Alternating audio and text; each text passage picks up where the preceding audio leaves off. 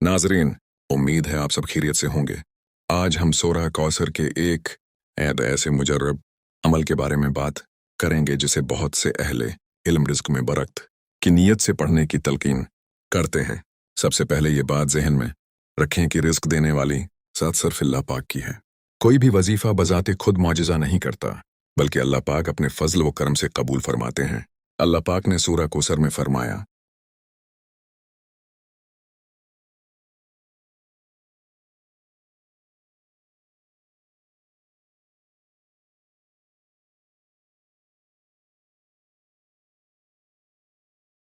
ये कुरान करीम की सबसे मुख्तसर सूरतों में से एक है, लेकिन उसके अंदर अल्लाह पाक की अजीम नामतों का जिक्र मौजूद है।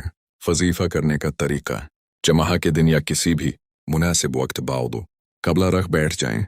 इब्तदा में 3 मरतबा दरूद इब्राहिमी पढ़ें, उसके बाद सूरह कौसर 100 मरतबा पढ़ें, आखिर में फिर 3 मरतबा दरूद इब्राहिमी पढ़कर अल्लाह पाक से हलाल रिज़्क, कर्ज से नजात, कारोबार में बरकत और घरेलू आसानियों की दुआ करें। अगर रोज़ाना 7, 11 या 21 दिन तक पाबंदी के साथ ये अमल किया जाए और साथ ही नमाजों की पाबंदी, हलाल कमाई और इस्तिग़फ़ार को भी अपनाया जाए तो इंशाअल्लाह अल्लाह पाक अपनी रहमत से बरकतें अता फरमाएंगे। याद रखें, सिर्फ वजीफ़ा पढ़ लेना काफ़ी नहीं, रिज़्क के लिए मेहनत करना, दियानतदारी अख्तियार करना व दीन की खिदमत करना और हराम से बचना भी ज़रूरी है।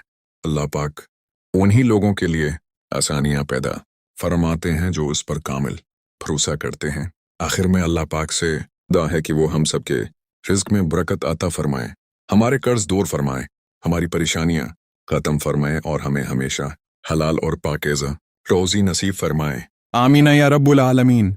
अगर आपको ये वीडियो पसंद आए तो उसे दूसरों तक ज़रूर पहुँचाएं ताकि ज़्यादा से ज़्यादा लोग उस नेक अमल से फ़ायदा उठा सकें।